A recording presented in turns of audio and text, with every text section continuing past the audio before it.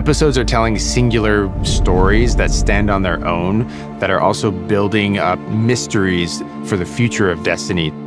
For the episodes, we introduced this single object of immense power. An echo is a direct result of the battle with the Witness. All of the darkness that was holding it together exploded out, colliding with the matter-making properties of light, manifesting all of these different memories inside of the Witness. This collision of darkness and light created this explosion, and so these echoes spread across the galaxy.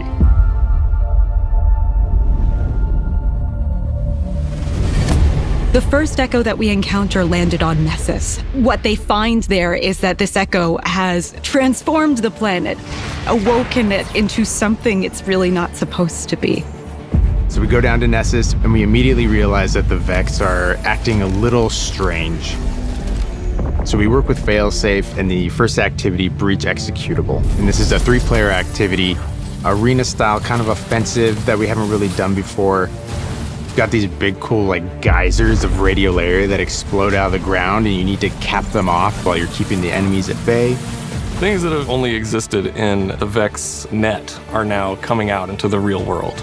You're gonna see that, Nessus is different now. As we get deeper and deeper towards the core, it really starts to become very apparent. So you're gonna go down into these landmarks, and you're gonna unearth the ancient secrets of a lost civilization. We have a mysterious new enemy, and they are able to do things that we have not encountered in an enemy before. We're seeing new behavior from the Vex. Who is behind this, but also what are they doing and to what end?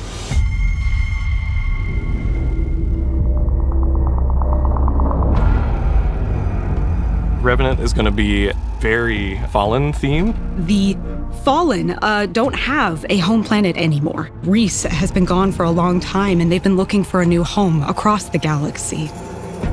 Revenant has more dark fantasy themes. It's about slaying vampires with a touch of Splicer mixed in. The player gets to be a Slayer Baron.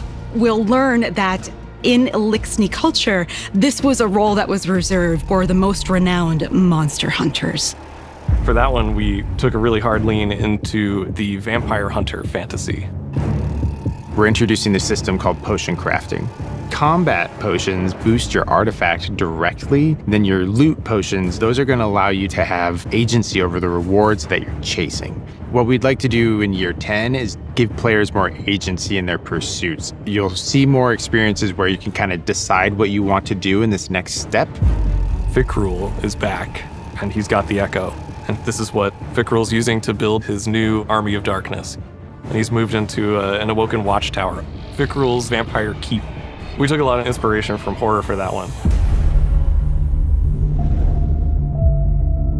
Heresy is about the Hive Pantheon dealing with some new interesting revelations that happen.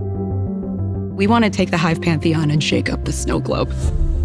It means that we want to take the existing relationships that we see inside of it and put them through such a stress test that they come out changed.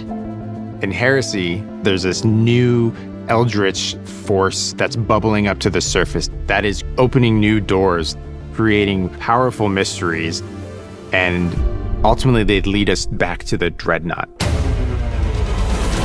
We're going back to the Dreadnought. It's awesome. Some fans might think we've forgotten about the Dreadnought completely, but we're going to give it a whole new purpose.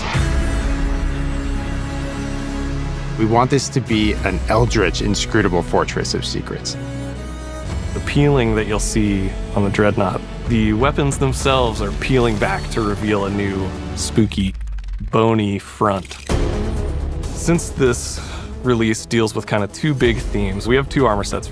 We've had some armor sets that are kind of in the Eris theme in the past, but this is like straight up, I'm Eris's squad. And then the Hive Ship Navigator armor set explores what if we were driving the ship? What if we were the navigators? If you really like Shattered Realm, if you really liked the Coil, you're going to love this new Dreadnought activity. With every episode, there are a ton of interesting twists and turns that I don't think anybody's really going to suspect.